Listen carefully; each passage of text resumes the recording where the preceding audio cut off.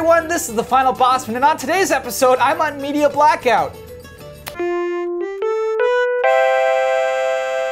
Welcome to the show. I am Kyle Bosman, and you may have noticed I'm joined now by cohort Michael Huber. Imposter. Final Bosman in the studio for the first time. I figured why not try something new, try a new format. Invasion. This is like WWF, WCW Invasion, when two warring factions collide. Huber hype, Final Bosman. Much friendlier than that. None of us are fighting. Friendly, yeah. No blows will be thrown. We have a legitimate alliance on this topic. You might be wondering why the TV is covered. We'll tell you. Today's episode is about media blackouts. Because Huber and I are both afflicted by something. It's the phantom pain. Yeah. And we're both on media blackout right now. Probably the most intense media blackout I've ever been on in my life. No Twitter, no NeoGAF, no anywhere, anything that could possibly spoil what's going on with the phantom pain. If I see two people talking on the street, I cover my ears. Huber, you said you won't even go to Dodgers.com. Not even going to Dodgers.com. I've unplugged the internet at my house. My phone, I deleted all of my shortcut apps. And I have not been on the internet at all today. Have you honestly, you've deleted them? Deleted the apps, like full disconnect. Yeah. What's strange about that is that we are in the business of not doing this. We're in the business of needing to know information at all times. And so I want to talk about that, Huber. I want to talk about why you and I are being crazy about this game in particular. Obviously, this is a normal thing that we do. Correct. And, you know, why it would make sense to us to even like go through this. The biggest thing is the emotional investment of the game. Of the Metal Gear Solid. Of the Metal Gear saga. Yeah. You and I have invested the majority of our life into this franchise. Since we were little boys playing Metal Gear Solid on PlayStation, Metal Gear on NES. Never played Metal Gear on NES. I had it as a kid, and when I ended up getting Metal Gear Solid, like when I grew up, I never connected the two. I had no idea what I had. That's funny. I had no idea that Metal Gear and Metal Gear Solid were connected. But this is a moment in time. That is what I want to stress. This is a magical moment. This is like Star Wars Episode 7 coming out style moment. Yeah. Of this, like once this is over, once you know everything about the Phantom Pain, you'll never get that back.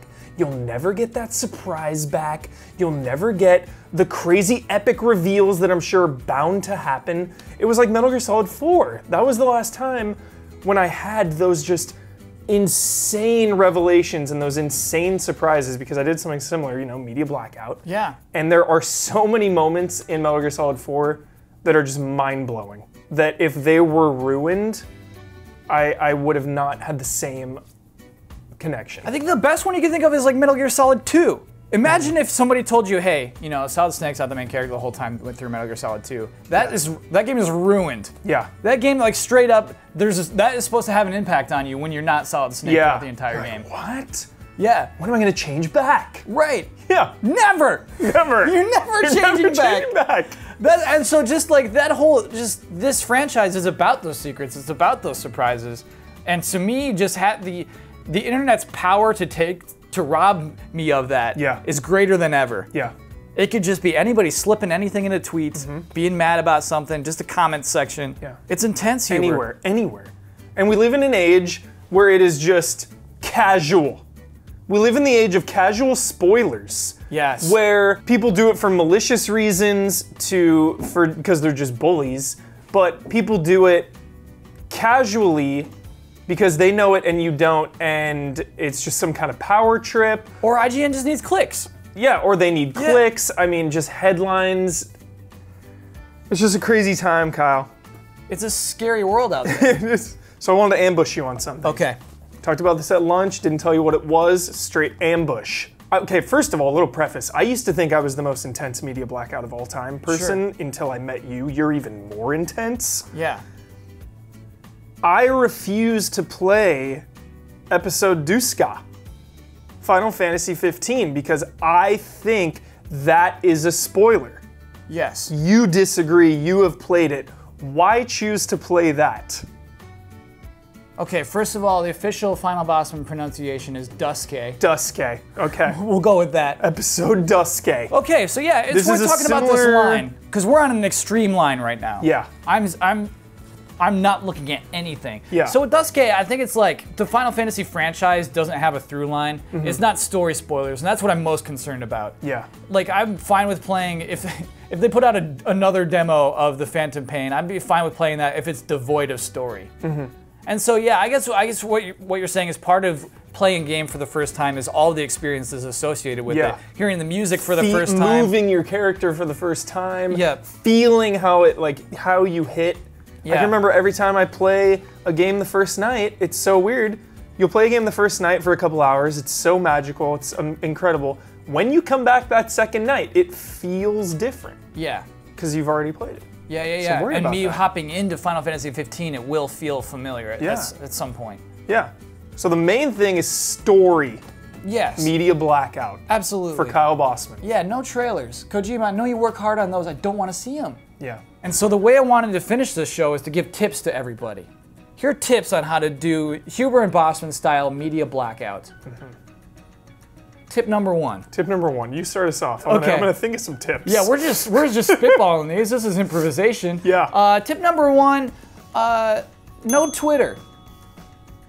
Don't even go there because people can't wait to spoil stuff on Twitter. Yeah. And they're not even like, they think they're clever. Do you know what I mean? And just the people doing reverse like jokes on top of the spoilers, they're in effect reverse spoiling that spoiler.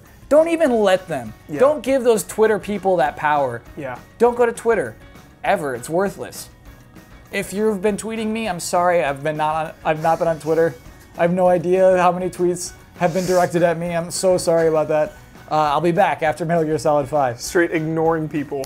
Huber, how do you help people be on a media blackout? Tip 2.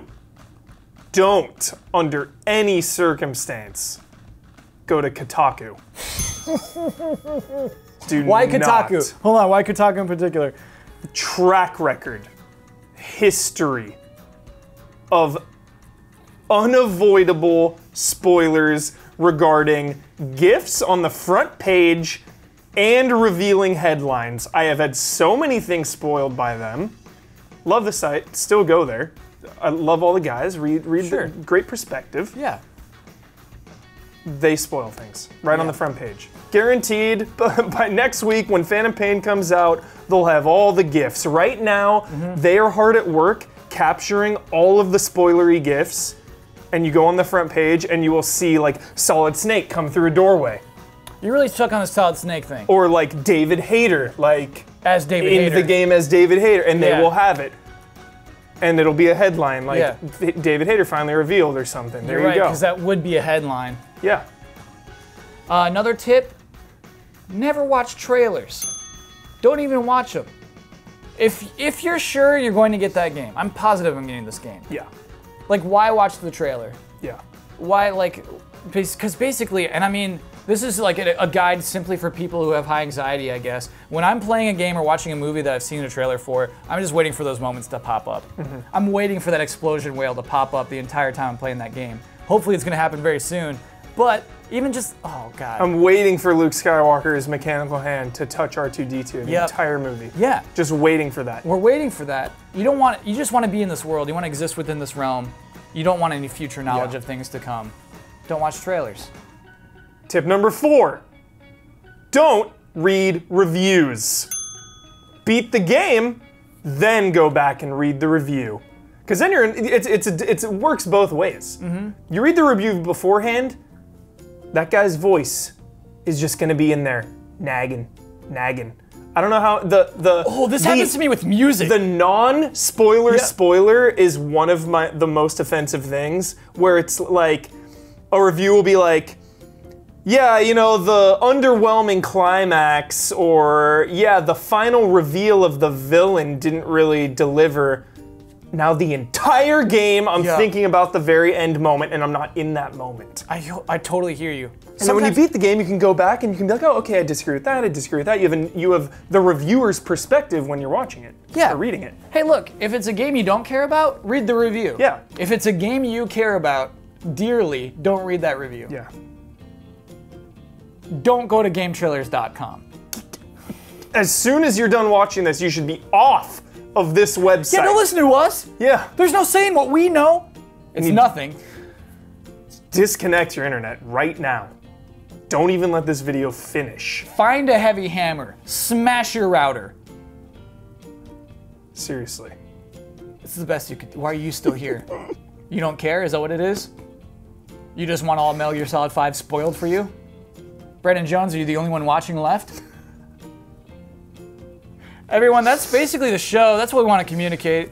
Are we crazy? We're totally crazy. Are we I want to crazy? make that clear, is that we are crazy. But I don't think I'm crazy. You are. And that's the sign of a crazy person. Yeah. You absolutely, yeah. Yeah. Okay. All right, I'm crazy. We're crazy, but I mean, like, this is it's just, Hubert, you totally nailed it. It's a moment. We're in a moment right now. This is a moment. This won't even exist 2 weeks from now. This is intense. This is why I buy Mountain Dew and Doritos when Call of Duty comes out. It's the moment. It's the hype. Okay. No, I'm gonna make you defend that right now. A wise man once said, "It's the zeitgeist." You gotta be part of the zeitgeist. It's just these moments in time that are. You feel part of it. Yeah, you gotta feel part of it. I love that. For Like a midnight show, dude. Midnight opening night of Star Wars Episode 7. Like, yeah, it's pandemonium. It's kind of chaotic. It's intense, but there's a feeling there, you know? Like midnight launch of Phantom Pain, there's gonna be a feeling. Opening night when it's released, or Monday night. We're not gonna be the same. At this when point you next see week, like every single person on your friends list playing Phantom Pain, like that is a moment that will never happen again for this specific game. capture these moments. Yes. Grasp for them. Because they don't exist very often these days. These days, it's impossible. You gotta work harder than ever to capture these moments. If you're on Twitter, you can find me at Kyle Bosman and Huber at Michael P. Huber. We won't listen to you. You can write comments. I won't read them. After the Phantom Pain's over. If you ever wanted to be weeks. like openly honest about me, like if you were afraid of me reading the comment, this is the week to just say whatever you'd like to say, because I won't read that comment. I'm not even going on our own website. How weird is that? Yep. I'm not. Ben's doing Phantom Pain videos. I won't be watching. Nope.